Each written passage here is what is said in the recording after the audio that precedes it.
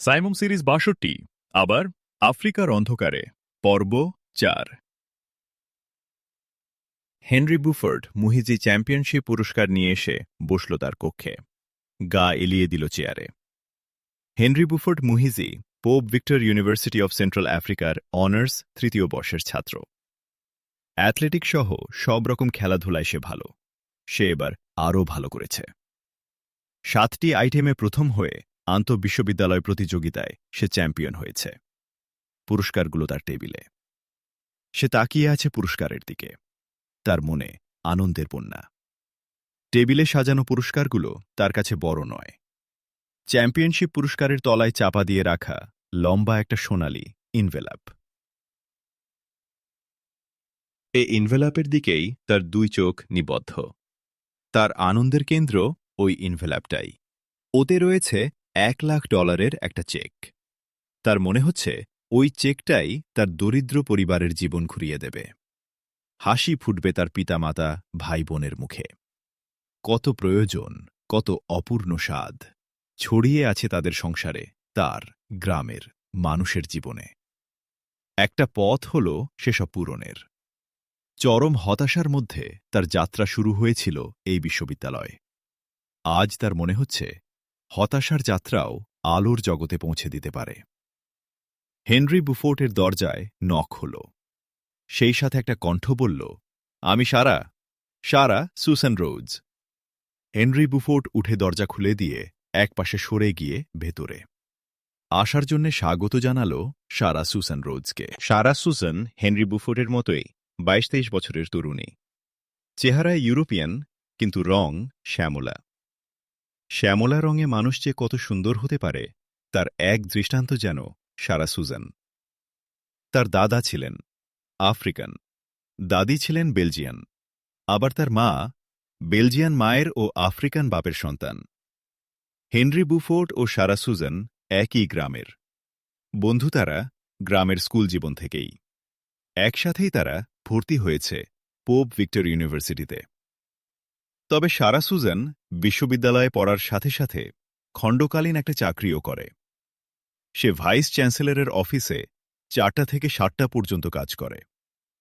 গোটা দিনে vice chancellor যা করেন, যা বলেন, তার একটা ব্রিফ তাকে তৈরি করতে হয় ভিসির 2 পিএর ফাইল দেখে।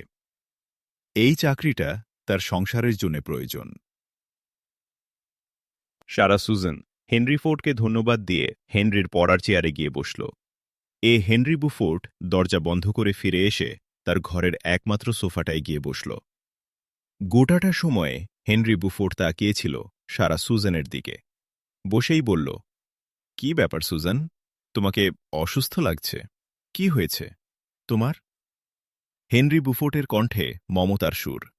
সারা সুসান হাসার চেষ্টা করে বলল, না, কিছু হয়নি। দিন শেষের ক্লান্তি এটা হতে পারে। যারা খেলে তাদের চেয়ে যারা দেখে তাদের টেনশন বেশি হয়। ঠিক বলেছ সুসান, কিন্তু যারা দেখে তাদের চেয়ে তোমার টেনশন অনেক বেশি ছিল, বলল হেনরি বুফোর্ট। তার মুখে হাসি। হারবে এমন চিন্তা থাকলে টেনশন হতো, কিন্তু তোমার সম্পর্কে এ চিন্তা আমি করি না। একটু থেমে সঙ্গে সঙ্গেই আবার বলে উঠল, শোনো, যে জন্যে আমি এসেছি, ভাইস চ্যান্সেলর স্যার তোমার জন্য অপেক্ষা করছেন। শুনেই সোজা হয়ে বসল হেনরি বুফোর্ট। বলল, ডেকেছেন এখনই? হ্যাঁ, ভিসি স্যারের বোধহয় একটু তাড়া আছে, কোথাও যেন একটু বেরুবেন, বলল সারা সুসান। সঙ্গে সঙ্গেই উঠে দাঁড়াল হেনরি বুফোর্ট। এগোল আলমিরার দিকে। আলমিরা থেকে জুসের একটা ক্যান বের করে সারা সুসানের হাতে দিয়ে বলল, তুমি ক্লান্ত, এটা খেয়ে নাও, আমি ওয়াশরুম থেকে ফ্রেশ হয়ে আসি। হেনরি বুফোর্ট চলে গেল ওয়াশরুমের দিকে। সারা সুসান ক্যানটি ওপেন করল। ৩-৪ মিনিটের মধ্যেই হেনরি বুফোর্ট ফিরে এলো ফ্রেশ হয়ে। হাতের তোয়ালেটা বারান্দায় শুকাতে দিয়ে এসেই বলল, আমি প্রস্তুত সুসান। সুসান তার হাতের জুসের ক্যানটা হেনরি বুফোর্টের হাতে দিয়ে বলল, আমি অর্ধেকটা খেয়েছি, বাকিটা তুমি খেয়ে নাও। এতটুকু ক্যান, তা থেকে আবার অর্ধেক রেখেছ, বলল হেনরি বুফোর্ট। এই জুস এখন আমার চেয়ে তোমার বেশি দরকার, সারা সুসান বলল, আমার জন্যে আরও আছে। কথাটা বলতে গিয়েও মিথ্যা বলতে পারল না হেনরি বুফোর্ড। জুসের এই ক্যানটা খেলার মাঠে কেউ একজন তাকে দিয়েছিল, সেটা সেরা সুজন দেখে থাকতে পারে। তাছাড়া বিদেশি ব্র্যান্ডের এমন দামি জুস কেনার সুযোগ যে আমার নেই, সেটা সুজন তার চেয়ে ভালো জানে। অল্প যে টাকাটা বেতন হিসাবে সুজন পায়, তা থেকে তার নাশতার জন্য রাখা টাকা যতদিন তার পকেটে থাকে ততদিন সে হেনরি বুফোর্ডকে খাওয়ায়, অনেক সময় নিজে না খেয়েও খাওয়ায়। কোনো নিষেধ প্রতিবাদী সে মানে না। হেনরি বুফোর্ডের মনটা নরম হয়ে গেল। খেয়ে নিল ক্যানের বাকিটা জুস, ক্যানটা বাস্কেটে ফেলে দিয়ে বলল, চলো সুজন। দুজন ঘর থেকে বেরিয়ে এলো। নিচে নামার জন্যে সিঁড়িতে পা দিয়েও সুজন পা তুলে নিল বারান্দায়। হেনরি বুফোর্টও থমকে দাঁড়াল। সারা সুজন দাঁড়াল হেনরি বুফোর্টের মুখোমুখি। বলল, তোমাকে আমার একটা অনুরোধ। বলল হেনরি বুফোর্ট। বিসি স্যার যাই বলুন মেনে নিও। সারা সুজন বলল খুব নরম কণ্ঠে, অনুরোধের সুরে। হেনরি বুফোর্টের দৃষ্টি চঞ্চল হয়ে উঠল। বলল দ্রুত কণ্ঠে, তুমি কি জানো স্যার কি বলবেন? আমি ঠিক জানি না উনি কি বলবেন, তবে আমার মনে হয়েছে গুরুত্বপূর্ণ কিছু বলবেন তিনি। বলল সারা সুজন। না জেনেই মেনে নিতে বলছো তুমি? বলল হেনরি বুফোর্ট। বিসি স্যার তার পিএসকে বলছিলেন, কার্ডিনাল আসছে, হেনরি বুফোর্টের সাথে আমার কথা হওয়া দরকার। এ থেকে আমি বুঝেছি কার্ডিনালের সাথে সংশ্লিষ্ট কোনো কথা তিনি তোমাকে বলবেন বা কোনো দায়িত্ব তোমাকে দেবেন। সারা সুজন বলল, সেটা কি হতে পারে? কার্ডিনাল তো কাল আসছেন, বলল হেনরি বুফোর্ট। কার্ডিনাল আসার সাথে রিলেটেড কিছু হতে পারে, এ ব্যাপারে যাই, বলুক, তুমি হাঁ করে দিও। সারা সুজন বলল। না করার মতো কি কিছু বলতে পারেন তিনি? বলল হেনরি বুফোর্ট। সেরকম কিছু তিনি বলবেন, এজন্যে আমি এই কথাটা বলছি না।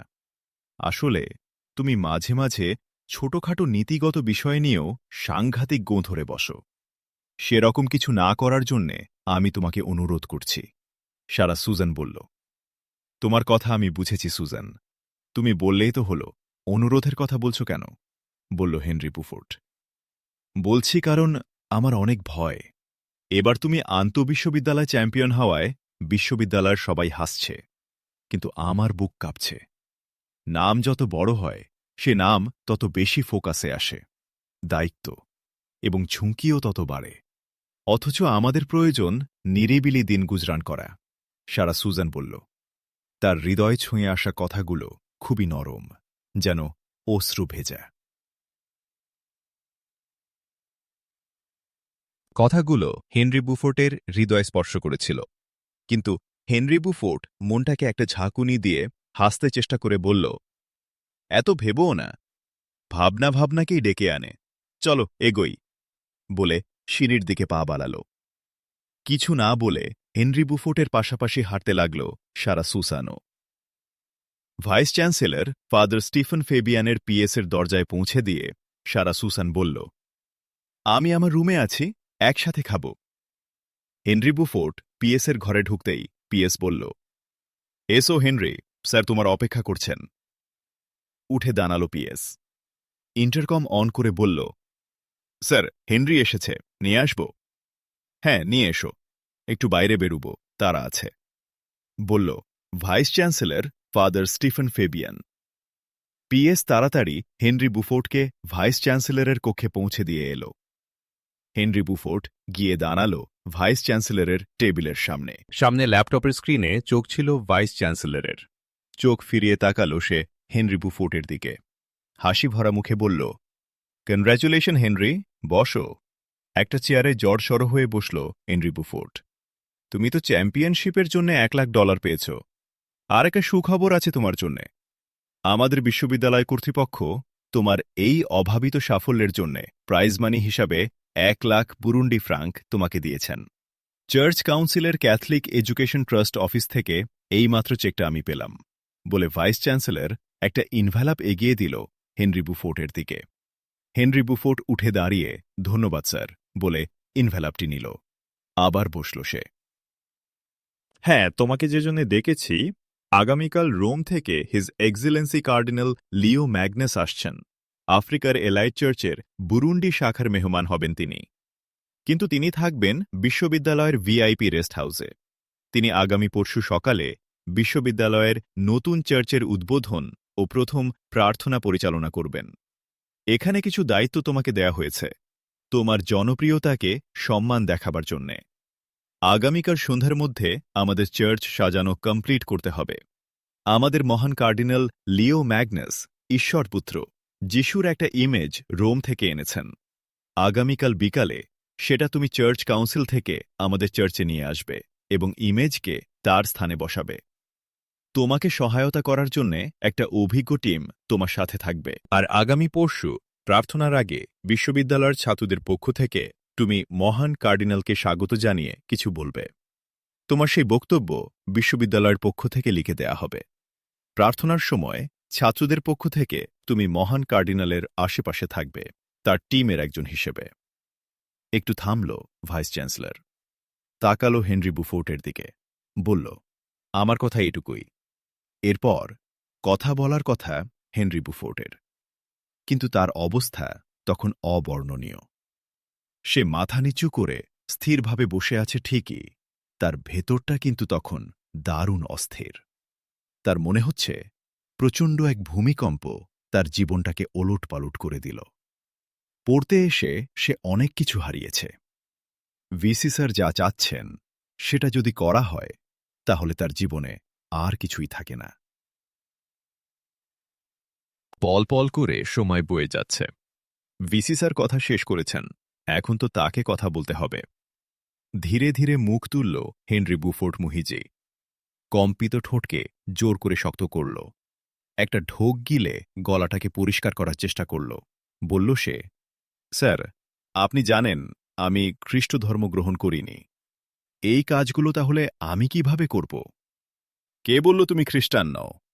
তোমার ন্যাশনাল আইডি, তোমার সব সার্টিফিকেট, ভোটার লিস্ট, আদমশুমারি, সব জায়গায় তুমি খ্রিস্টান। সবাই জানে তুমি খ্রিস্টান। তুমি খ্রিস্টান নও কেমন করে? বলল ভাইস চ্যান্সেলর। তার মুখে স্বচ্ছ এক টুকরো হাসি। কিন্তু স্যার, খ্রিস্ট ধর্ম আমি গ্রহণ করিনি। ঈমান, বিশ্বাসে আমি মুসলমান। আমি নামাজ নিয়মিত পড়ি না, কিন্তু মসজিদের সাথেই আমার সম্পর্ক। মাঝে মাঝে এবং জুমার দিন আমি মসজিদে যাই। গির্জায় কখনো যাইনি। হেনরি বুফোর্ট বলল। হাসল ভাইস চ্যান্সেলর। বলল, তোমার মনের ঈমান বিশ্বাস তো মানুষ দেখতে পাচ্ছে না। জানো, তোমার হেনরি বুফোর্ট নামটি খ্রিস্টান ইতিহাসের একজন শ্রেষ্ঠ কার্ডিনালের নাম। এ নাম গ্রহণ করে তো তোমার কোনো অসুবিধা হয়নি, বরং তুমি শ্রেষ্ঠ ব্যক্তিতে পরিণত হচ্ছ। আসন্ন অলিম্পিকে তুমি যাবে। কমপক্ষে 5 খেলায় তুমি সবার সেরা হবে, সেটা নিশ্চিত করা হবে। সুতরাং নাম পরিবর্তনের মতো এ কাজগুলোও যদি তুমি করে ফেলো, তাতে তোমার ভবিষ্যৎ আরও নিশ্চিত হবে। থামল ভাইস চ্যান্সেলর। হেনরি বুফোর্টের দুচোখ থেকে অশ্রু গড়িয়ে পড়ছে। বলল সে, সরি স্যার, আপনি যা করতে বলেছেন আমি তা পারব না স্যার। হাসল ভাইস চ্যান্সেলর আবার। বলল, ইমোশনাল নয়, বাস্তববাদী হও। যে সিদ্ধান্ত হয়েছে তা নড়াবার ক্ষমতা আমারও নেই। যেভাবে বলা হয়েছে সেভাবেই কাজ হবে। পেছন ও আশপাশের সব চিন্তা ঝেড়ে ফেলে দিয়ে সামনে এগো। আমার কথা শেষ। হেনরি বুফোর্ট উঠে দাঁড়িয়েছিল। তার পা দুটি চলছিল না, যেন হাজার মন ভারী। শরীরের রক্ত যেন জমাট হয়ে গেছে। অঙ্গপ্রত্যঙ্গ হারিয়ে ফেলেছে গতি। চোখ দুটিতে নেমে আসছে অন্ধকার। মনের সমস্ত শক্তি একত্র করে হাঁটছে হেনরি বুফোর্ট। ভিসি স্যারের কক্ষ থেকে বেরিয়ে এলো সে বারান্দায়। তারা খাওয়া অন্ধের মতো সে হাঁটছিল। একসময় সে হাঁটাও তার বন্ধ হয়ে গেল। এক গভীর অন্ধকার এসে তাকে ঘিরে ধরল। সেই অন্ধকারে হারিয়ে গেল তার চেতনা। চেতনাহীন তার দেহটা আছড়ে পড়ল লাল পাথরের একটা রাস্তার উপর। অনেকদিন পর হেনরি বুফোর্ট মসজিদে গিয়ে জামায়াতের সাথে মাগরিবের নামাজ পড়েছে। নামাজ পড়তে গিয়ে বারবার তার চোখে অশ্রুর বাণ ডাকছিল। তার মনে হয়েছিল এ অশ্রু, এ কান্না তার ঘরে ফেরার আনন্দ। নামাজ শেষে হেনরি বুফোর্ড পার্কের একটা বেঞ্চিতে এসে বসেছে। হন্তদন্ত হয়ে ছুটে আসা সারা সুজান এসে হেনরি বুফোর্টের পাশে বসল। বলল হাঁপাতে হাঁপাতে, ভিসি স্যার যে প্রোগ্রাম তোমাকে দিয়েছিলেন, সে প্রোগ্রামে তুমি গেলে না কেন? 7 সকালে হাসপাতাল থেকে বেরিয়ে কোথায় গিয়েছিলে? কাল তোমার যে অবস্থা ছিল কিছু বলতে পারিনি। আমি সকালে উঠেই হাসপাতালে গিয়েছিলাম। সারা দিন গেল, আমাকে টেলিফোনও করনি। আমি পাগলের মতো চারদিকে তোমাকে খুঁজছি। তোমার বাড়ির লোকরাও কিছু বলতে পারেনি। তারাও সারাদিন চারদিকে ছুটাছুটি করেছে। এইমাত্র এসে শুনলাম তুমি মসজিদে এসেছ। ছুটে এলাম এদিকে। বিশ্ববিদ্যালয়ে যা শুনে এলাম তা উদ্বেগজনক। তুমি নাকি ভিসিকে অপমান করেছ, তার আদেশ পদদলিত করেছ, কার্ডিনালের প্রোগ্রাম পণ্ড করার জন্যে ষড়যন্ত্র করেছ। উদ্বেগ উত্তেজনায় তার কণ্ঠ রুদ্ধ হয়ে গিয়েছিল। হেনরি বুফোর্টের মুখ ভাবলেশহীন, নির্বিকার। তার শূন্য দৃষ্টি সামনে রাতের আলো ছায়ার দিকে। ধীর কণ্ঠে সে বলল, আমি ভিসি স্যারকে টেলিফোনে তো জানিয়ে দিয়েছি, আমার ঈমান, বিশ্বাসের বিরুদ্ধে এই কাজ আমি করতে পারব না। আমার অপারগতার জন্যে আমি তার কাছে ক্ষমা চেয়েছি। সেই যে স্কুলে ভর্তি হবার সময় খ্রিস্টান নাম নিয়েছিলে, আমিও নিয়েছিলাম। তারপর তো অভিনয় করছি, আর একটু অভিনয় করতে পারলে না, বলল সারা সুসান। আরও অভিনয়ের কথা বলছ? আমার হুসাইন মুহিজি নাম অভিনয়ের জন্য নেয়া হেনরি বুফোর্ট নামের মধ্যে হারিয়ে গেছে। আজ যিশুর মূর্তি বহন ও গির্জার প্রার্থনায় অংশ নিলে আমার ঈমান, বিশ্বাসের আত্মার মৃত্যু ঘটত। আমি হুসাইন মুহিজি মুছে যেতাম, আর অভিনয়ের হেনরি বুফোর্ট বাস্তব হয়ে উঠত। আমি এটা পারিনি, পারব না কোনো অবস্থাতেই। তুমিও পারবে না, বলল হেনরি বুফোর্ট। আমি এ ব্যাপারে কখনো নিজের মুখোমুখি হইনি, তবে আমাদেরও চারপাশে অনেকেই তো মেনে নিচ্ছে। নীরব থেকে সব সুযোগ সুবিধা আদায় করে নিচ্ছে, সারা সুজান বলল। তবে সবাই সমান নয়। অনেকেই ভয়ভীতি ও চাপের কাছে বাধ্য হয়ে নতি স্বীকার করছে। অনেকে আবার দারিদ্র্য থেকে বাঁচার জন্য কৌশলে এটাকে একটা সুযোগ সুবিধা হিসেবে গ্রহণ করে নিচ্ছে, হেনরি বুফোর্ট বলল। একটু থেমে আবার হেনরি বুফোর্ট বলে উঠল, থাক এসব। এখন বলো, সেদিন আমাকে কোথায় কিভাবে পেয়েছিলে, কিভাবে হাসপাতালে নিয়েছিলে? ভিসি স্যারের বারান্দা থেকে নামার পর আমার তেমন কিছু মনে নেই। তোমাকে পিএসের ওখানে রেখে আমি অফিসে গিয়েছিলাম। অফিসে রুটিন ওয়ার্ক করেছি বটে, কিন্তু মনটা পড়েছিল তোমার কাছে। খুব অস্থির লাগছিল। 7টার আগেই আমি অফিস থেকে বেরিয়ে আসি। যাচ্ছিলাম পিএসের অফিসের দিকে। বারান্দা ঘুরে না গিয়ে লন দিয়ে কোনাকুনি রাস্তাটা ধরে যাচ্ছিলাম। মাঝখানে যে ঝাউ গাছটা আছে, সেখানেই তোমাকে পেয়ে গেলাম সংজ্ঞাহীনভাবে রাস্তার উপর পড়ে থাকা অবস্থায়। আমার তখন শ্বাসশুদ্ধকর অবস্থা। তোমাকে কেউ মেরে ফেলে রেখে গেছে কিনা, তুমি বেঁচে আছো কিনা, এই উদ্বেগ আমাকে ঘিরে ধরেছিল। তাড়াতাড়ি নিঃশ্বাস পরীক্ষা করে বুঝলাম তুমি বেঁচে আছো। নতুন আতঙ্ক তখন আমাকে ঘিরে ধরল। তোমাকে বাঁচাবো কি করে? নিরাপদে সেখান থেকে তোমাকে নিয়ে যাব কি করে? যারা তোমাকে মেরে ফেলে রেখে গেছে তারা দেখতে পেলে তো রক্ষা নেই। আতঙ্ক নিয়ে চারদিকে তাকালাম। দেখলাম একটা ট্যাক্সি আমার অফিসের গেট থেকে ফিরে যাচ্ছে। ট্যাক্সির অন হায়ার সিগন্যাল অন করা। আমি ছুটে গিয়ে আটকালাম গাড়িটাকে। ট্যাক্সিওয়ালার সাথে যখন আমি কথা বলছিলাম, প্রক্টর স্যার পাশ দিয়ে যাচ্ছিলেন। তিনি আমার অবস্থা দেখে ছুটে এলেন। অন্য কোনো কথায় না গিয়ে তুমি সংজ্ঞাহীন হয়ে পড়েছ, এ কথা তাঁকে বললাম। তিনি আমার সাথে এলেন। ট্যাক্সিওয়ালা সহ 3 জনে ধরাধরি করে তোমাকে গাড়িতে তুললাম। তোমাকে নিয়ে এলাম হাসপাতালে। প্রক্টর স্যার তার মানিব্যাগ হাতড়ে আমাকে 500 ফ্রাঙ্ক দিয়েছিলেন। সত্যি, ট্যাক্সি ভাড়া দেওয়ার মতো টাকা তখন আমার পকেটে ছিল না। যখন প্রক্টর স্যারের কাছ থেকে টাকা পেলাম, আমি নিশ্চিত হলাম তোমার বিরুদ্ধে কোনো ষড়যন্ত্রে তিনি নেই। ধন্যবাদ সুজান। যখন আমার অবস্থা বুঝলাম, তখন আমি অবচেতন মনে চেষ্টা করছিলাম যতটা পারি তোমার কাছাকাছি হতে, বলল হেনরি বুফোর্ট। তোমার এ অবস্থা কে করল, কেন করল, এ কথা আমি জানতে পারিনি, সারা সুজান বলল। না সুজান, আমাকে কেউ কিছু করেনি। ষড়যন্ত্রের কথা বললে? আমার বিরুদ্ধে সেরকম ষড়যন্ত্রের কথা তো আমি জানি না, বলল হেনরি বুফোর্ড। তাহলে তোমার এই অবস্থা হলো কি করে? সারা সুজান বলল। ভিসি স্যার যে নির্দেশ যেভাবে দিয়েছিলেন তা আমি সহ্য করতে পারিনি। মনে হয়েছিল আমাকে শেষ করে ফেলা হচ্ছে। শেষ হয়ে যাচ্ছি আমি। চারদিকের দুনিয়া সংকীর্ণ হয়ে সব দিক থেকে এসে আমাকে চেপে ধরছে। ভিসি স্যার কথা শেষ করলে দেহটাকে টেনে নিয়ে কোনো রকমে তার কক্ষ থেকে বেরিয়ে এসেছিলাম। তারপর দেহটাকে টেনে নিয়ে অন্ধের মতোই ছুটছিলাম। কখন কোথায় সংজ্ঞাহীন হয়ে পড়ে গিয়েছিলাম তা আমি জানি না, বলল হেনরি বুফোর্ড। সারা সুসানের একটা হাত উঠে গিয়েছিল বেঞ্চিতে রাখা হেনরি বুফোর্টের একটা হাতের উপর।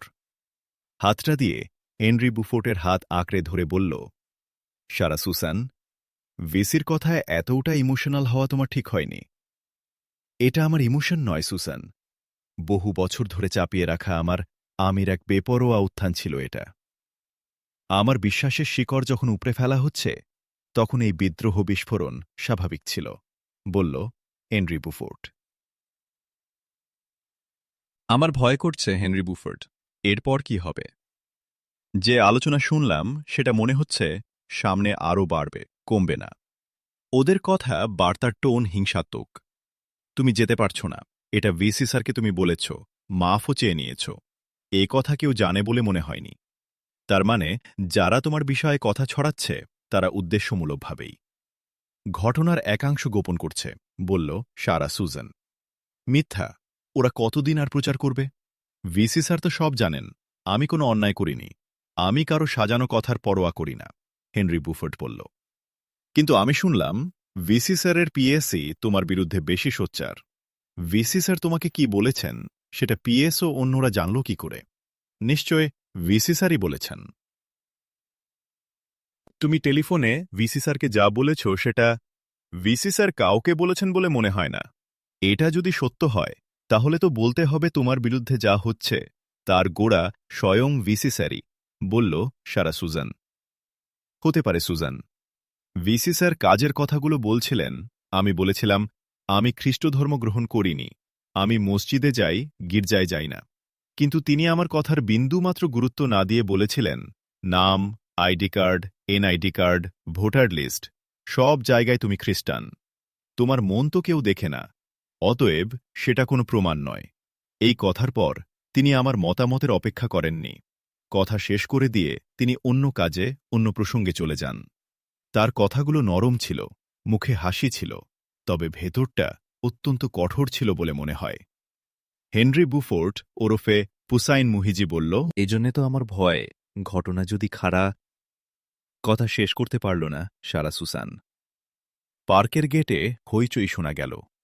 কণ্ঠ শোনা গেল হেনরি বুফোর্টের ছোট ভাই আলী ওবামের। ভাইয়া পালাও। একজন মুখোশধারী লোক লাথি মেরে আলী ওবামকে মাটিতে ফেলে দিল। আর চারজন মুখোশধারী ছুটে এলো হেনরি বুফোর্ট ওরফে হোসাইন মুহিজির দিকে। তাদের চারজনের হাতেই উদ্যত রিভলভার। তারা ঘিরে ফেলল হেনরি বুফোর্টদেরকে। একজনের রিভলভার দ্রুত উঠে এলো হেনরি বুফোর্ট লক্ষ্যে। হেনরি বুফোর্ট এবং সারা সুসান দুজনেই উঠে দাঁড়িয়েছে। আতঙ্কে বিস্ফারিত সারা সুসানের দুই চোখ। সে চিৎকার করে বলল, তোমরা কে? কি চাও? আমরা তো কোনো কিছুতে নেই, কারো কোনো ক্ষতি করিনি আমরা। মুখোশধারীরা কোনো কথা বলল না। একজনের রিভলভার দ্রুত উঠে এলো হেনরি বুফোর্টের দিকে। সারা সুজান ছুটে গিয়ে হেনরি বুফোর্টকে আড়াল করে দাঁড়াল। চিৎকার করে বলল, হেনরি কি দোষ করেছে? সে খ্রিস্টান নয়, এ সত্য কথাই তো সে বলে। কথা শেষ হল না সারা সুজানের। একটা বুলেট এসে মাথা গুড়িয়ে দিল তার। পড়ে যাচ্ছিল সারা সুজান। পেছন থেকে হেনরি বুফোর্ট তাকে ধরতে যাচ্ছিল। পরপর দুটো গুলি এসে থামিয়ে দিল হেনরি বুফোর্টকে। একটা তার বুকে, আর একটা গুলি এসে তার মাথায় বিদ্ধ হল। পড়ে গিয়েছিল সারা সুজান। তার লাশের উপরই পড়ে গেল হেনরি বুফোর্ট। জীবনকালে মিলনের তাদের সময় ও সুযোগ হয়নি। মৃত্যু সেটাই যেন করে দিল। 5 জন মুখোশধারী পার্কের ভিন্ন এক গেট দিয়ে পালিয়ে গেল। এদিকের গেটে লোক জমে গিয়েছিল। চিৎকার করে কাঁদছিল আলী ওবাম। সে ছুটে এলো। আছড়ে পড়ল বড় ভাই হেনরি বুফোর্ড ওরফে হুসাইন মুহিজের লাশের উপর। আলী ওবামের পেছনে পেছনে সবাই ছুটে এলো। গুলির শব্দ পেয়ে পুলিশও এলো। এলো হেনরি বুফোর্ড এবং সারা সুসানের বাড়ির লোকজন এবং আত্মীয় স্বজনও। আরও পরে এলো পুলিশের বড় কর্তারা। তাদের সাথেই এলো বিশ্ববিদ্যালয়ের vice chancellor Father Stephen Fabian ও তার লোকরা। পুলিশ প্রধান কিজা রজার তার অধস্তন অফিসারের সাথে আলোচনা করছিল। তার হাতে একটা কাগজের টুকরো। তাদের চোখে মুখে উত্তেজনা। পোপ ভিক্টর ইউনিভার্সিটির ভাইস চ্যান্সেলর এসে পৌঁছতেই পুলিশ প্রধান তার কাছে ছুটে গেল। তার হাতের কাগজখণ্ডটি ভাইস চ্যান্সেলরকে দিল। কাগজখণ্ডে মাত্র একটা লাইন লেখা। সে লাইনটা হল, M23 গণতান্ত্রিক প্রজাতন্ত্র কঙ্গোর সরকার বিরোধী একটা সশস্ত্র আন্দোলন। এর পুরো নাম মার্চ 23 আন্দোলন। এরা কঙ্গো সরকারের বিরুদ্ধে সশস্ত্র লড়াই করে আসছে। একটা চুক্তির পর এখন অবশ্য তা বন্ধ আছে। দক্ষিণ আফ্রিকা, তানজানিয়া ও অন্যান্য আফ্রিকান রাষ্ট্রের মতো বুরুন্দিও কঙ্গো সরকারকেই নীরব সমর্থন দেয়। অন্যদিকে রুয়ান্ডা ও উগান্ডা M23কে সমর্থন দেয়। কিন্তু এ পর্যন্ত M23 বুরুন্ডিতে প্রবেশ করেনি এবং তাদের নিয়ে আমাদের দেশে এমন কোনো ঘটনাও ঘটেনি। এই ভিসি ফাদার স্টিফেন ফেবিয়ান পুলিশকে থামিয়ে দিয়ে বলে উঠল, এসব তো ইতিহাসের কথা, সবাই জানে। বলুন, এই ঘটনার সাথে তাদের সম্পর্কের কথা এ নিয়ে আপনি কি ভাবছেন? পুলিশ প্রধান রজারের চোখে মুখে অপ্রস্তুত ভাব ফুটে উঠল। চোখ নিচু করে ব্যাপারটা সামলে নিয়ে বলল, এখনো কিছু ভাবছি না। বিষয়টা আমাদের কাছে একেবারেই নতুন, সে কথাটাই বলছিলাম। হঠাৎ করে তারা বিশ্ববিদ্যালয়ের একজন ছাত্রের ব্যাপারে আগ্রহী হল কেন, তাও আবার সে আন্তঃবিশ্ববিদ্যালয় ক্রীড়ায় চ্যাম্পিয়ন হবার পর? ঘটনাটা সাধারণ হিসাবে মিলছে না। তাই তদন্ত না করে কিছু বলা যাবে না। তদন্ত করুন। কিন্তু আমি মনে করি এই ছাত্র হত্যায় M23 জড়িত। এ কথা বাইরে প্রকাশ করা ঠিক হবে না। মানুষের মধ্যে, বিশেষ করে বিশ্ববিদ্যালয়ের ছাত্রদের মধ্যে প্যানিক সৃষ্টি হোক আমরা চাই না, বলল বিশ্ববিদ্যালয়ের vice chancellor Father Stephen Fabian. একটু ভাবল পুলিশ প্রধান। সংবাদ মাধ্যমসহ বাইরে আমরা প্রকাশ করব না, কিন্তু সরকারকে তো জানতেই হবে। সেখান থেকে নিউজটা লিক হবার সম্ভাবনা থাকবে। পুলিশ প্রধান রজার বলল, ওটা সম্ভাবনার কথা। লিক নাও হতে পারে, এ সম্ভাবনাও আছে। আর গুজব তো রটতেই পারে। সরকারি বক্তব্য এ ব্যাপারে না আসুক, সেটা হলেই চলবে। 2 লাশের কাছে দাঁড়িয়েছিল ভাইস চ্যান্সেলর ও পুলিশ প্রধান। চারদিকে উৎসুক মানুষের ভিড় বাড়ছিল। পুলিশদের কাছেই দাঁড়িয়েছিল হেনরি বুফোর্টের ভাই আলী ওবাম। সে এখন কাঁদছে না, চোখের পানিও মুছে ফেলেছে। সে যে হেনরি বুফোর্টের ভাই, এ কথা সে পুলিশের কাছে প্রকাশ করতে চায় না। মেয়েটা ওদের টার্গেট ছিল না। শুনলাম হেনরি ছেলেটাকে রক্ষা করতে গিয়েই সে মরেছে। স্যার, কালকে আমি একটু বিশ্ববিদ্যালয়ে যাব। ছেলেটা সম্পর্কে তথ্য আমাদের দরকার, বলল পুলিশ প্রধান রজার। আমার অফিস আপনাদের সব রকম সহযোগিতা করবে। আপনি আমার অফিসে যাবেন। এর সাথে কথা বলে লাভ নাই। কত গুজব যে ইতিমধ্যেই রটেছে, সব শুনলে আপনি বিভ্রান্ত হবেন। বিশ্ববিদ্যালয়ের যারা হেনরি সম্পর্কে তথ্য দিতে পারবে সেটা আমরাই বলে দেব। দুজনেই আমার বিশ্ববিদ্যালয়ের খুব ভালো ছাত্র ছিল, আর হেনরির তো কোনো তুলনাই নেই। সে আন্তঃবিশ্ববিদ্যালয় স্পোর্টসে চ্যাম্পিয়ন হয়েছিল শুধু নয়, তাকে অলিম্পিকের জন্যেও আমরা বাছাই করেছিলাম, বলল ভাইস চ্যান্সেলর। শুধু বিশ্ববিদ্যালয় নয়, দেশও আমাদের ক্ষতিগ্রস্ত হল। কালপিতদের খুঁজে বের করতেই হবে। লাশ পাঠিয়ে দিয়ে আমি আজই যাব ছেলেটার বাড়িতে। আমি সেখানে পুলিশ পাঠিয়েছি। বাড়ির লোকদের নিরাপত্তার দরকার আছে বলে আমার মনে হয়েছে, পুলিশ প্রধান বলল। পুলিশ প্রধানের শেষের কথাগুলো শুনে কেমন একটা অস্বস্তির ছায়া খেলে গেল ভাইস চ্যান্সেলরের চোখে মুখে। বলল, তাহলে তো আপনার অনেক দেরি হবে। ঠিক আছে, আপনি আপনার কাজ করুন, আমরা চলি। কাল তো আপনি যাচ্ছেন, দেখা হবে। ঠিক আছে স্যার, আমি কাল আসছি। আপনাদের অনেক সাহায্য প্রয়োজন। ভিসি বিদায় নিয়ে তার গাড়ির দিকে হাঁটা শুরু করল। তার সাথে চলল তার পিএস এবং অন্যরাও। গাড়িতে উঠেই ভিসি পিএসকে বলল, প্রক্টরকে ফোন লাগাও। প্রক্টরকে ফোন লাগিয়ে মোবাইলটি ভাইস চ্যান্সেলরকে দিল। আসার সময় আপনাকে আমি বিশ্ববিদ্যালয়ে পাইনি। এদিকে শব্দ শুনেছেন? বলল ভিসি। শুনেছি স্যার, শ্বাসরুদ্ধ হবার মতো খবর। ভাবছি আমি আসব কিনা। আমি আপনার কলেরই অপেক্ষা করছিলাম স্যার, প্রক্টর বলল। তোমার এসে কাজ নেই, আমরা ফিরছি। পুলিশ প্রধান স্বয়ং এসেছেন। কাল ওরা আমাদের বিশ্ববিদ্যালয়ে আসবেন, ওখানেই কথা হবে, বলল ভিসি। পুলিশ ভালো সিদ্ধান্ত নিয়েছে। অবশ্যই আমরা তাদের সব রকম সাহায্য করব, প্রক্টর বলল। সাহায্য আমরা করব অবশ্যই, কিন্তু শোনো, হেনরি বুফোর্ডকে যে গতকাল সংজ্ঞাহীন অবস্থায় পাওয়া গেছে, এখান থেকেই যে তাকে হাসপাতালে নেওয়া হয়েছে, এ তথ্য পুলিশের কাছে যাওয়া চলবে না। আমরা কোনো ঝামেলায় জড়াতে চাই না। কোনো অবস্থাতেই বিশ্ববিদ্যালয়ের সুনামের কোনো ক্ষতি করা যাবে না, বলল ভাইস চ্যান্সেলর। ঠিক আছে স্যার, বিষয়টা আমি দেখছি। কিন্তু সমস্যা হবে হাসপাতালের রেকর্ড নিয়ে, প্রক্টর বলল। কোন হাসপাতাল? জিজ্ঞাসা ভাইস চ্যান্সেলরের। রাজধানীর দক্ষিণ অংশে বুজুমবুরা ইভাঞ্জেলিক্যাল হাসপাতাল, প্রক্টর বলল। চিন্তা নেই প্রক্টর, তুমি এখনই হাসপাতালে যাও। গিয়ে হাসপাতালের রেসিডেন্ট ডিরেক্টর জোসেফ অ্যারনকে আমার রেফারেন্স দিয়ে বলো, গতকাল ইমার্জেন্সি এবং যে ওয়ার্ডে হেনরি বুফোর্টের চিকিৎসা হয়েছে সেখানকার সংশ্লিষ্ট 2 রেজিস্টার আজ সকাল থেকে মিসিং। এর একটা জিডি পুলিশ স্টেশনে করে জানো এখনই। তুমি এই দুটি বিষয় নিশ্চিত করে আমাকে টেলিফোন করবে, তারপর হাসপাতাল থেকে আসবে, বলল vice chancellor Father Stephen Fabian. আমি এখনই যাচ্ছি স্যার। বিশ্ববিদ্যালয়ের প্রক্টর বলল, ধন্যবাদ, গড ব্লেস ইউ, বলল ভাইস চ্যান্সেলর। কথা শেষ করে একটা স্বস্তির নিঃশ্বাস ফেলে গাড়ির সিটে গা এলিয়ে দিল ভাইস চ্যান্সেলর। গাড়ি ছুটছে তখন। গন্তব্য পোপ ভিক্টর বিশ্ববিদ্যালয়। দারোয়ানের চিৎকারে ঘুম ভেঙে গেল আবিদ চাউশিকোর। উঠে বসল সে।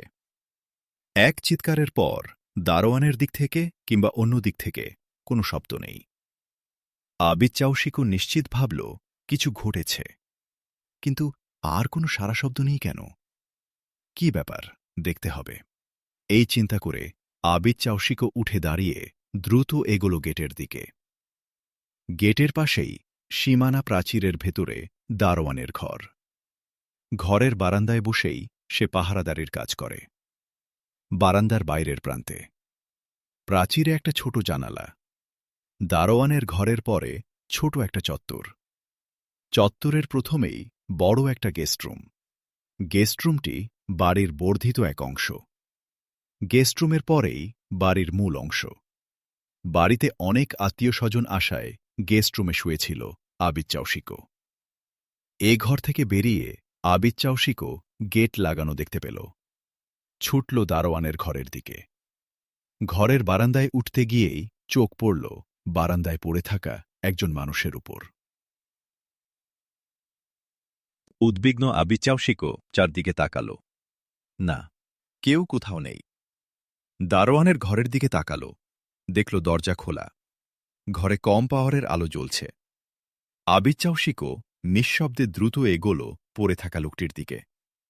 লোকটি যে দারোয়ান তা বারান্দায় উঠেই দেখতে পেয়েছে। পড়ে আছে কেন সে? সে কি? আর চিন্তা করতে পারেনি আবিদ চাউশিকো, ছুটে গেল দারোয়ানের কাছে। সে ঝুঁকে পড়ছিল দারোয়ানের মাথার উপর তার অবস্থা দেখার জন্যে। ঠিক এই সময়ই পায়ের শব্দ পেল ঘরের দরজার দিক থেকে। মুখ ঘুরিয়ে আবিদ চাউশিকো সেদিকে তাকাতে যাচ্ছিল। তাকানো হল না। কয়েকজন লোক এসে ঝাঁপিয়ে পড়ল তার উপর। রডের মতো ভারী একটা কিছুর আঘাত এসে পড়ল তার মাথায়। মাথা তোলার চেষ্টা করেও পারল না আবিদ চাউশিকো। আলো হারিয়ে গেল তার চোখের সামনে থেকে। অন্ধকারে ডুবে গেল তার পৃথিবী। সংজ্ঞা হারিয়ে লুটিয়ে পড়ল আবিদ চাউশিকো। তার সংজ্ঞা ফিরল তাকে যখন গাড়িতে তোলা হচ্ছিল হাসপাতালে নেবার জন্যে। সংজ্ঞা ফেরার পর প্রথমেই তার কানে প্রবেশ করল অনেক কান্নার শব্দ। তার সাথে তার মনে পড়ল কয়েকজন তার উপর ঝাঁপিয়ে পড়া এবং মাথায় প্রচণ্ড আঘাত পাওয়ার কথা। আর কিছু মনে নেই তার। ওই লোকগুলোই কি দারোয়ানকে মেরেছে? দারোয়ান কি বেঁচে আছে? এত কান্নার শব্দ কেন? চোখ মেলেই দেখতে পেল কান্নারত মা, ভাবি ও চাচিদের। আবিদ ইব্রাহিম চাউশিকও মায়ের দিকে ফিরতে চেষ্টা করল, পারল না। আঘাত পেল মাথায়। যন্ত্রণায় ঝাঁকিয়ে উঠল। মা, চাচা, ভাবিরা ছুটে এলো আবিদ চাউশিকোকে ধরার জন্যে। কিন্তু তার আগেই নার্স ছুটে এসে আস্তে আস্তে আবিদ চাউশিকোর মাথা ঠিক করে দিয়ে বলল, সবে সংজ্ঞা ফিরেছে। এই মুহূর্তে মাথায় সামান্য আঘাতেও বড় ধরনের ক্ষতি হয়ে যেতে পারে। সরি সিস্টার, বলল আবিদ চাউশিকোর চাচা। অবস্থা আমাদেরকে দিশেহারা করে দিয়েছে সিস্টার, সরি, বলল আবিদ চাউশিকোর মা নকুয়া ফারিদা। আবিদ চাউশিকো ফর্সা। তবে আবিদ চাউশিকোর ফর্সা রঙের মধ্যে শ্যামলিমার এক অপরূপ দীপ্তি আছে, যা একজনকে অনন্য করে তুলতে পারে। কিন্তু সে তার মার মতো নয়। তার মা নকুয়া ফারিদা খুবই ফর্সা। আবিদের ভাবিরাও ফর্সা, কিন্তু তার মা তাদের থেকে অনেক ভিন্ন। অন্যদিকে তার চাচিরা একবারেই আফ্রিকার কালো মানিক। আবিদ চাউশিকোদের পরিবার আফ্রিকান ও আরবীয় নিয়ে মিশ্র পরিবার। আবিদ চাউশিকোর বাবা তার দাদার সাথে মানুষ হয়েছে তানজানিয়া উপকূলের জাঞ্জিবার দ্বীপে। তার দাদা দাদি ছিল বুরুন্ডির রাজধানী বুজুম্বুরার অধিবাসী, পিওর আফ্রিকান। দাদা ছিল ব্যবসায়ী। বেশিরভাগ সময় তাকে জাঞ্জিবারেই থাকতে হতো। আবিদ চাউশিকোর বাবা জাঞ্জিবারেই ইসলামিক স্কুলে লেখাপড়া করেছে, সেই সাথে ব্যবসায়টাও দেখেছে এবং ব্যবসায়ী হিসেবে গড়ে উঠেছে। জাঞ্জিবারেই এক আরবীয় পরিবারে আবিদ চাউশিকোর বাবা বিয়ে করে। আবিদ চাউশিকোর মা নকুয়া ফারিদা আরব পরিবারের সেই মেয়ে। পিতার বাড়িতে তার নাম ছিল ফারিদা সাইয়েদি। সাইয়েদি আরবের ওমান অঞ্চলের এক বিখ্যাত সুলতান পরিবার। এই বংশ আফ্রিকার পূর্ব উপকূলে স্টেট অফ জাঞ্জিবার বা জাঞ্জিবার সালতানাত নামে এক মুসলিম সাম্রাজ্যের পত্তন করেছিল, যার মধ্যে শামিল ছিল Tanzania, Uganda, Burundi, Malawi, Mozambique, জুপিয়া ও কঙ্গোর একটা অংশ। এই সাইয়েদি সুলতানরা একসময় তাদের রাজধানী জাঞ্জিবারে নিয়ে এসেছিল। ফারিদা সাইয়েদি বিয়ের পর নাসিরউদ্দিন চিসোমোদের পরিবারে এসে নামের শেষে সাইয়েদি বাদ দিয়ে নামের আগে আফ্রিকান নকুয়া শব্দ গ্রহণ করে। নকুয়া ফারিদা নামের অর্থ হল বিখ্যাত মূল্যবান মুক্তা।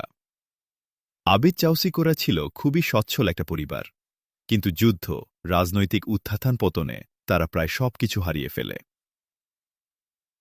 ২০ শতকের ৬০-এর দশকে তানজানিয়া উপকূলের পেম্বা ও জাঞ্জিবার দ্বীপ জাঞ্জিবার সালতানাত হিসাবে ব্রিটিশের কবল থেকে মুক্তি লাভ করে।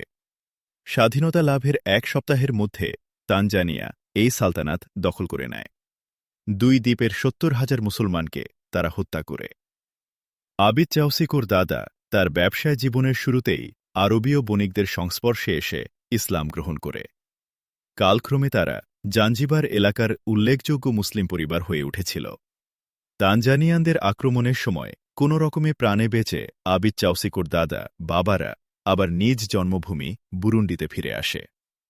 নার্স আবিদ চাউশিকো ও তার মা নকুয়া ফারিদাকে ধন্যবাদ দিয়ে তার জায়গায় ফিরে গেল।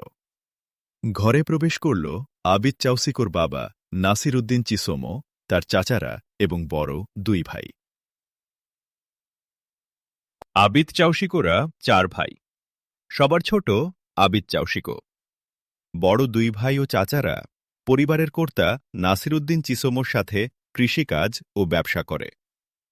সেজ ভাই আজিজ বোসানি বুরুন্ডি ইসলামিক স্কুলে পড়ার পর দি আফ্রিকান মুসলিম অ্যাসোসিয়েশনে একজন ভ্রাম্যমাণ শিক্ষক হিসাবে কাজ করে। পিতা ও চাচা ভাইদের দেখতে পেয়েই আবিদ চাউশিকো তাদেরকে সালাম দিয়ে বলল, আলহামদুলিল্লাহ, আমি ভালো আছি বাবা। আল্লাহর হাজার শকর যে তোমার মুখ থেকেই কথাটা আমরা শুনতে পেলাম। কিন্তু একটু ভালো আছো বলেই নড়াচড়া করা যাবে না। তুমি ভালো আছো, কিন্তু তোমার মাথাটা অনেক অসুস্থ। মনে রেখো, এক বড় ক্ষতি থেকে তোমার মাথা সামালের জন্য বেঁচে গেছে, কিন্তু মাথাটাকে পূর্ণ বিশ্রামে না রাখলে নতুন ক্ষতির আশঙ্কা আছে, বলল। আবিদ ইব্রাহিম চাউশিকোর বাবা নাসির উদ্দিন চিসোমো। ধন্যবাদ বাবা। কিন্তু সেদিন কি ঘটেছিল? আমাকে আক্রমণ করেছিল? ওরা কারা? আমাদের দারোয়ানের খবর কি? সে কি মারা গেছে? আবিদ চাউশিকো বলল। বেটা, তুমি অনেক প্রশ্ন করেছ। এর জবাবে অনেক কথা হবে। কিন্তু তোমার কথা বলা, শোনা কোনোটাই এখন চলবে না। তোমার মাথা সুস্থ হোক। এটুকু জেনে রাখো, আমাদের বাড়িতে সেদিন ডাকাত পড়েছিল, বলল আবিদ চাউশিকোর বাবা। ডাকাত পড়েছিল? আমাদের দারোয়ানকে ওরা মেরে ফেলেছে? আর কি ঘটেছে? আবিদ চাউশিকো বলল। আবিদ চাউশিকোর কথা শেষ হতেই তার মা ফুঁপিয়ে কেঁদে উঠল। বড় দুই ছেলে ছুটে এলো মায়ের কাছে, বলল, মা, আবিদের কাছে কান্নাকাটি করা নিষেধ। সবে তার সংজ্ঞা ফিরেছে। চলো, বাইরে চলো, বলে বড় দুই ছেলে তাদের মাকে ধরল। তাদের মা নকুয়া ফারিদা চোখ মুছে বলল, আর কাঁদব না বাছারা, আমাকে আবিদের কাছ থেকে নিও না। বলতে গিয়ে আবার কেঁদে উঠল নকুয়া ফারিদা।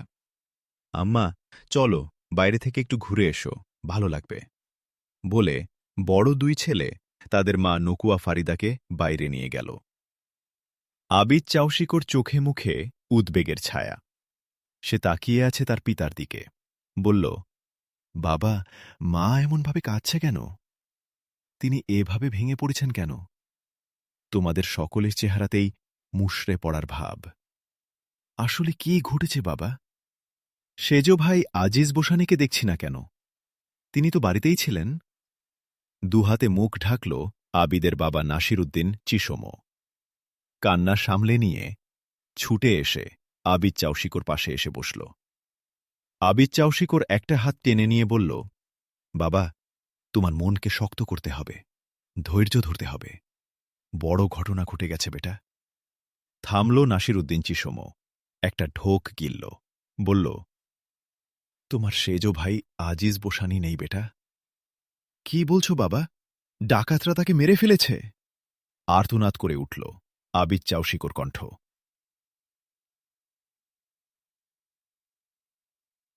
হ্যাঁ বেটা, তোমাদের ওখান থেকে ওরা খোলা দরজা দিয়ে বাড়িতে ঢুকেই অনেক ফায়ার করে ও চিৎকার বলে যে ঘর থেকে বেরুবে তাকেই হত্যা করা হবে। তোমার ঘর ছিল তাদের পাশেই।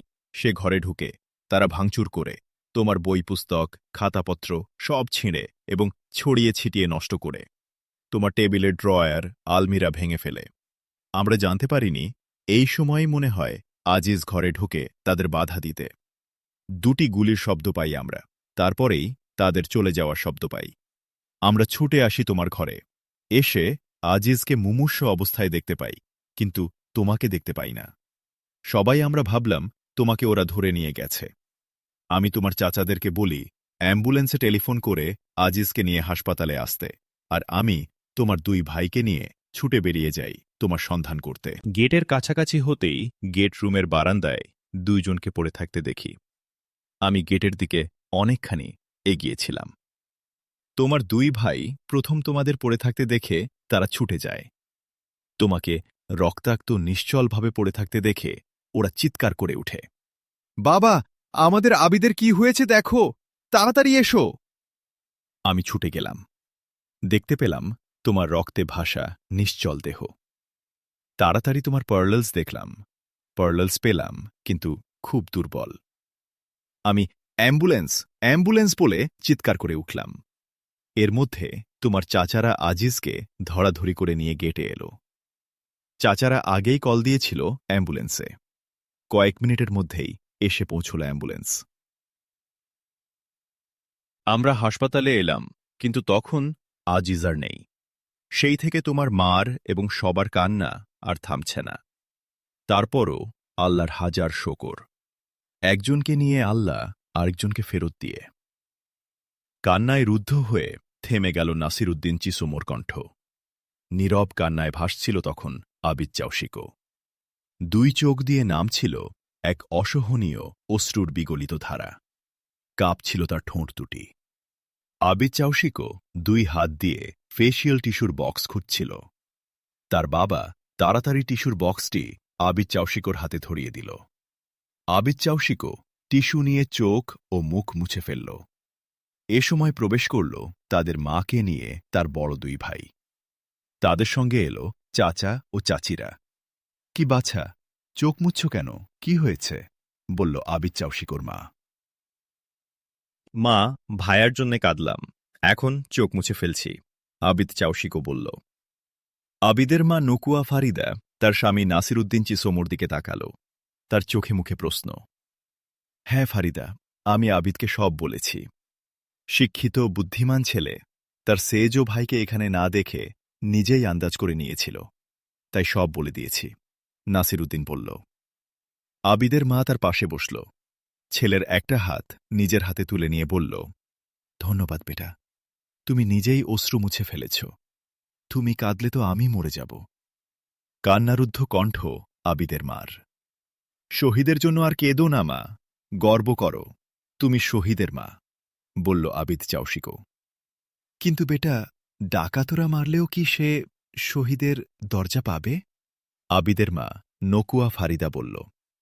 ডাকাতরা তাকে মারেনি মা, আমাদের বাড়িতে যেটা ঘটেছে সেটা ডাকাতি নয়, বলল আবিদ চাউশিকো। কি বলছো আবিদ, ডাকাতি নয় কেন? তাদের বাবা নাসির উদ্দিন চিসোমো বলল। না বাবা, ওরা ডাকাত নয়।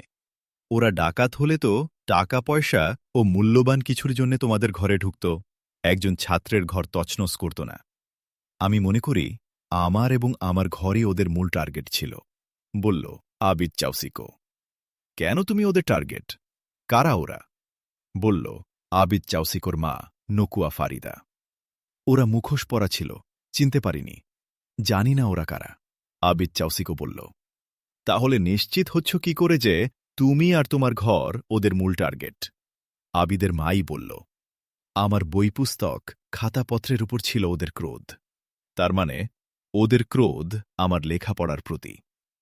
আমার মনে হচ্ছে আমার পাসপোর্ট, বিমানের টিকিট, ভর্তির কাগজপত্র, ডলার সবই ওরা নিয়ে গেছে, বলল আবিদ চাউশিকো। হ্যাঁ বেটা আবিদ, তোমার স্যুটকেস, ব্যাগ সবই লন্ডভন্ড দেখেছি। তাহলে এসব ওলটপালট করে তারা কি ওগুলোই খুঁজেছে? আবিদের বাবা নাসির উদ্দিন বলল। তার গলার স্বর কান্না জড়িত, চোখে মুখে উদ্বেগ।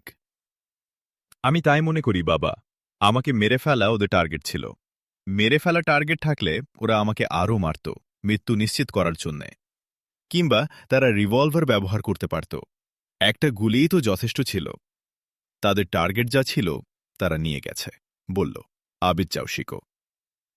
ওগুলো নিয়ে তারা কি করবে, কি কাজে লাগবে ওদের? আমি কিছুই বুঝতে পারছি না বেটা, আবিদের মা নকুয়া ফারিদা বলল, তার কান্না জড়িত কণ্ঠ। বড় কাজে লাগবে মা। একজন আফ্রিকান মুসলিমের উচ্চশিক্ষা লাভ ও বড় কিছু করার চেষ্টাকে ওরা বন্ধ করে দিল, এটাকে তারা খুব বড় কাজ মনে করে, বলল আবিদ চাউশিকো। আবিদ চাউশিকো বুরুন্ডি সরকার পরিচালিত কলেজ অব সায়েন্স অ্যান্ড টেকনোলজির একজন প্রতিভাবান ছাত্র। স্পেস ফিজিক্স, স্পেস ইঞ্জিনিয়ারিং এই দুই বিষয়ে প্রথম স্থান অধিকার করে কলেজ ফাইনাল উত্তীর্ণ হয়েছে সে। এই দুই বিষয়ে অনার্স পড়ার জন্যে বেলজিয়ামের একটা বিশ্ববিদ্যালয় থেকে সে অফার পায়।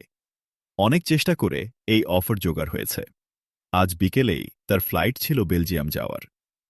কেঁদে উঠল আবিদ চাউশিকোর মা, বলল, তাহলে কি তোমার বেলজিয়াম যাওয়া হবে না, পড়া হবে না?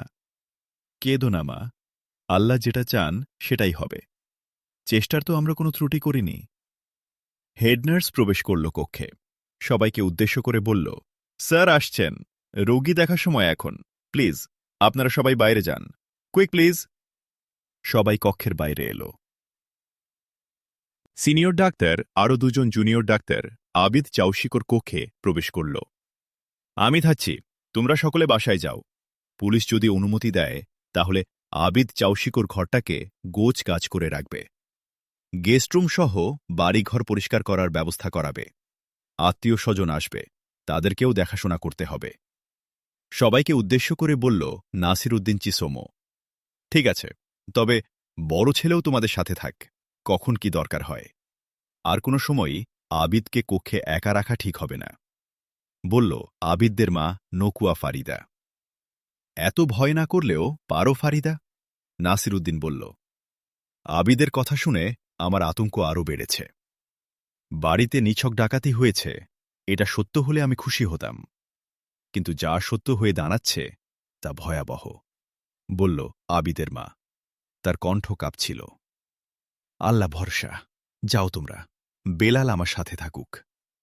নাসিরউদ্দিন চিসোমো বলল, বেলাল নাসিরউদ্দিনের বড় ছেলে। সালাম দিয়ে নকুয়া ফারিদা সবাইকে নিয়ে বেরিয়ে এলো হাসপাতাল থেকে। স্ত্রী নকুয়া ফারিদার শেষ কথা নাসিরউদ্দিন চিসুমোর কানে সাইরেনের মতো বাজছিল, মনে বিচ্ছিল কাঁটার মতো। তার মনেও এমন কথারই তোলপাড় হচ্ছে। সে কথাই সে ফারিদার কাছে শুনল। তার মনের যে আশঙ্কা ভাষা পাচ্ছিল না, তাকেই ভাষা দিয়েছে ফারিদা। পাশে এমন স্ত্রী পেয়ে স্বস্তিতে ভরে উঠল তার মন। ফারিদা জাঞ্জিবারের বিশ্ববিদ্যালয় পড়ুয়া মেয়ে।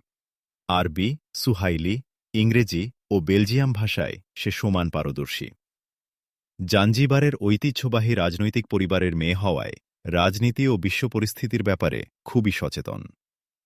নাসিরউদ্দিন চিসোমো তার হাতঘড়ির দিকে তাকাল, ঘুরে দাঁড়াল আবিদ চাউসিকোর কক্ষের দিকে, পা বাড়াল তার কক্ষে যাবার জন্যে।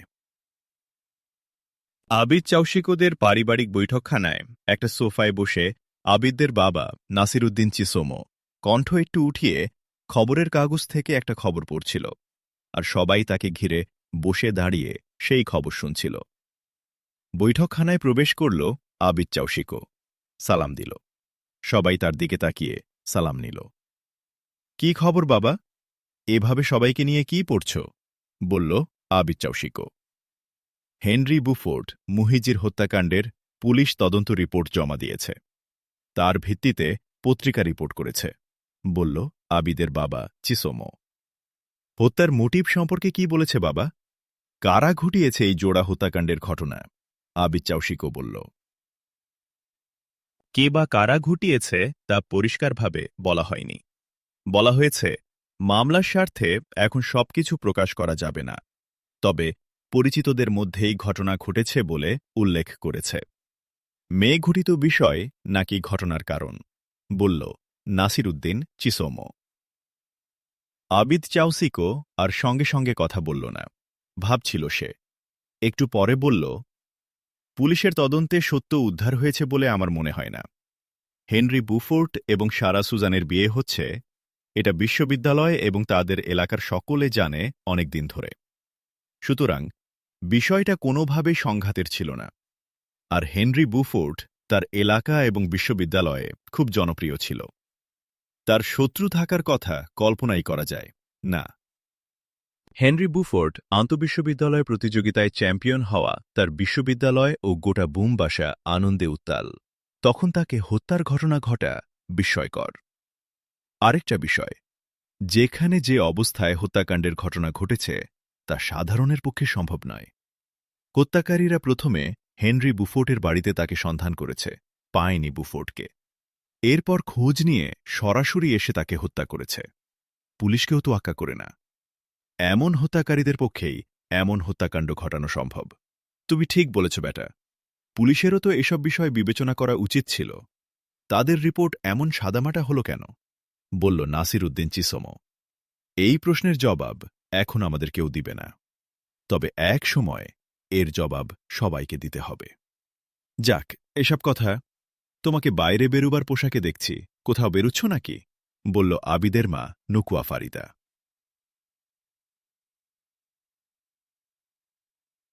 হ্যাঁ মা, আমি পোপ ভিক্টর ইউনিভার্সিটিতে যাচ্ছি, আবিদ চাউসিকো বলল। কেন? এই তো দুদিন আগে গিয়েছিলে, বলল আবিদের মা। সেদিন আরও খোঁজখবর নিয়ে এসেছি, আজ ফর্ম আনতে যাচ্ছি। খোঁজখবর নিতে বলেছিলাম, কিন্তু ভর্তির সিদ্ধান্ত তুমি নিয়ে ফেলেছ, বলল নকুয়া ফারিদা। সরি মা, ভর্তির মাত্র আর একদিন বাকি আছে।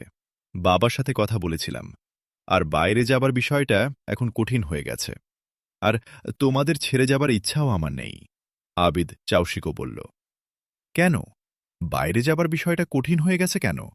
আরও কি কিছু ঘটেছে? বলল নকুয়া ফরিদা, আবিদের মা।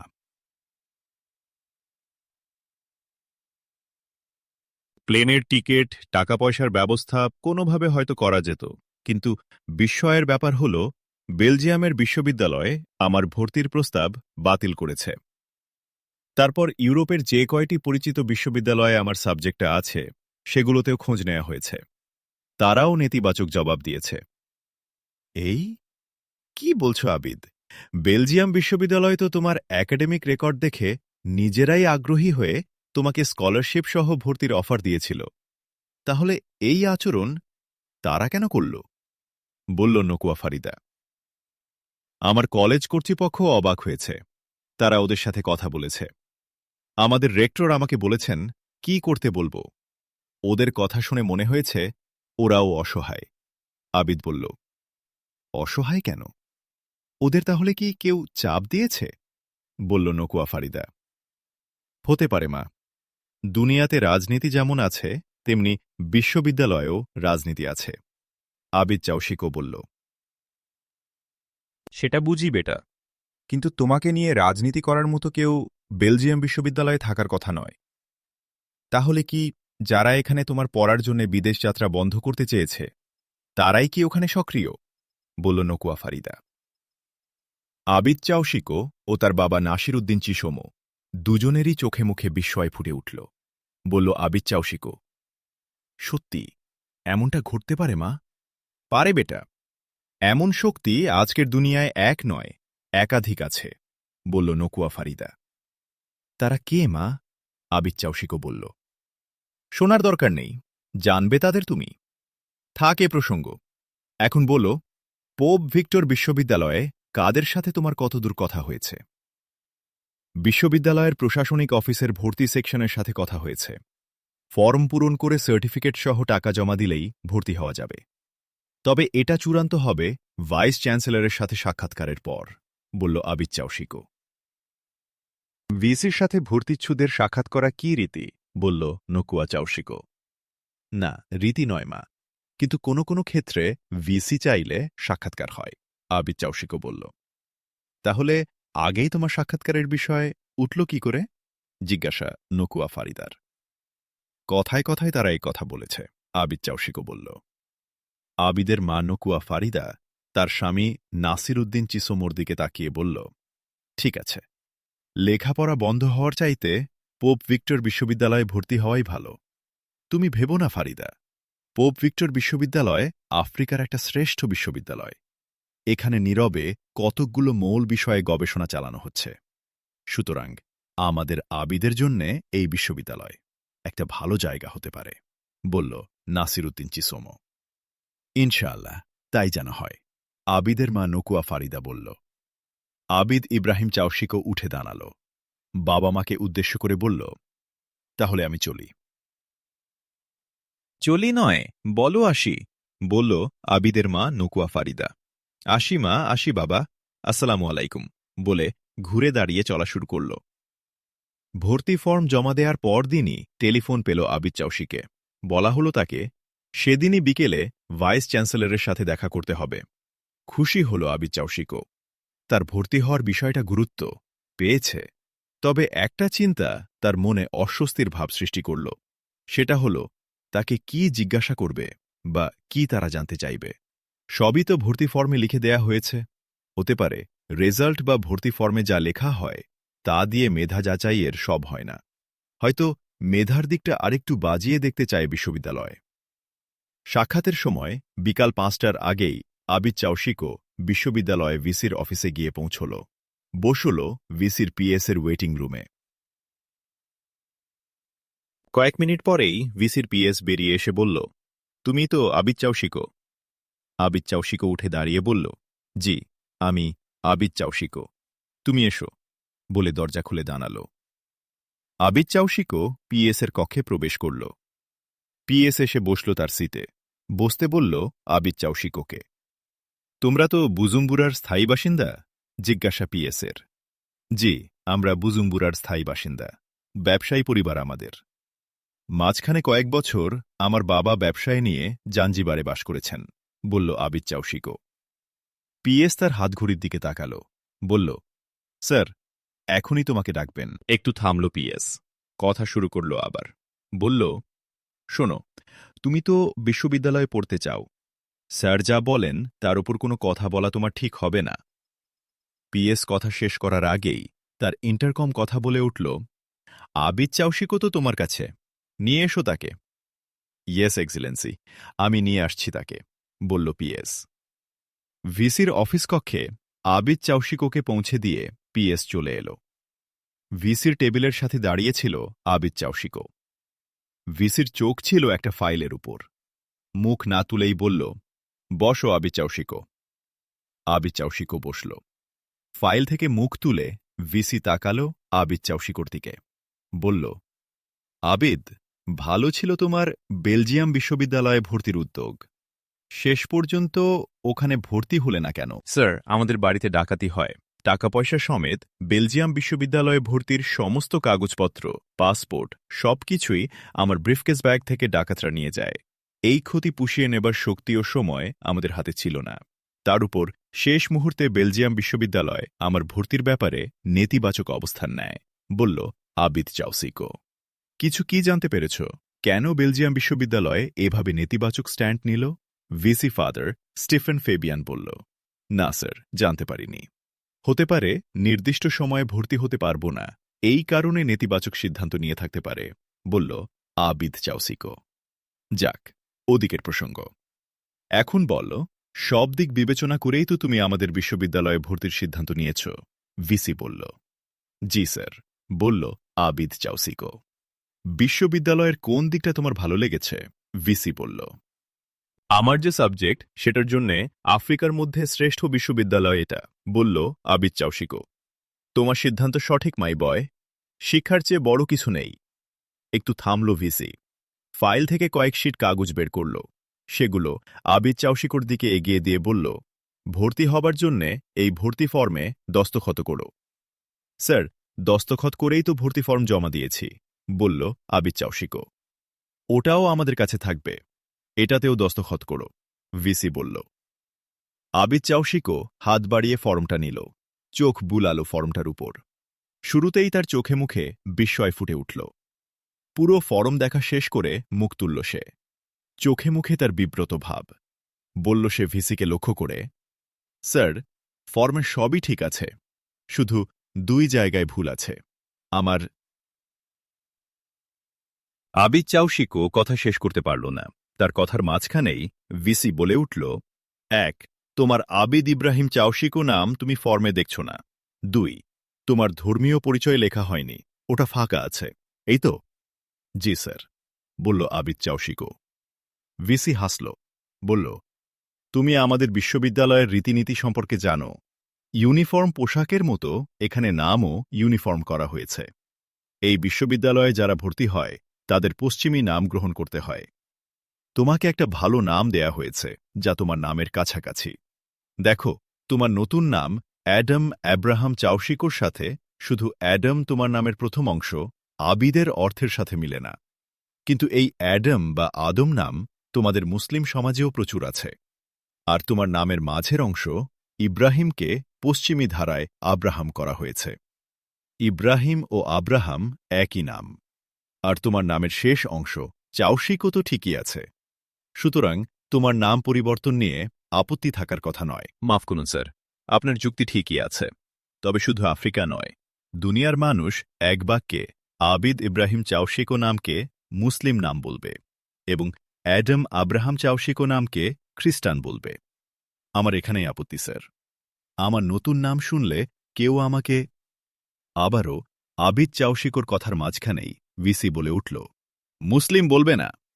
এই তো, অতি গুরুত্বপূর্ণ একটি বিজ্ঞান বিষয়ের ছাত্র তুমি।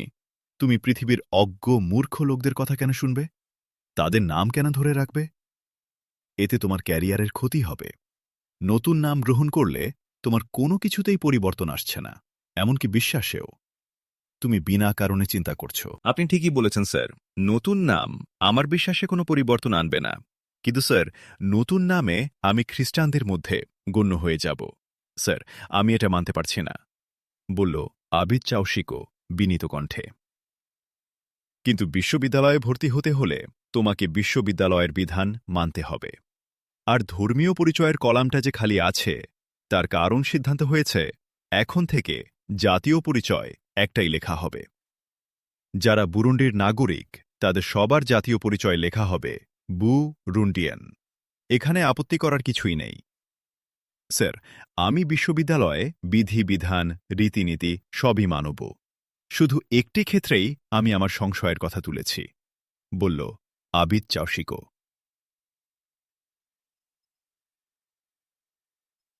আবিদ ইব্রাহিম চাওশিকো, লেখাপড়া তোমার, ভর্তি হবে তুমি। তোমাকে এখনই এই মুহূর্তে সিদ্ধান্ত নিতে হবে তুমি সামনে যাবে না পিছু হটবে। তবে তোমাকে এজন্যে কোনো সময় দেয়া যাবে না।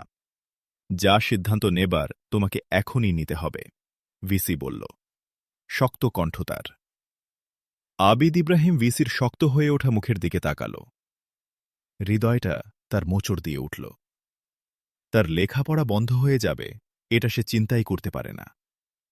মনে পড়ল তাদের মসজিদের একটা অনুষ্ঠানে মেহমান হয়ে আসা দক্ষিণ আফ্রিকার এক বুজুর্গ আলেম তার বিজ্ঞান মেধার পরিচয় পেয়ে বলেছিল, দুনিয়ার মুসলমানদের আজ তোমাদের মতো ছেলে দরকার।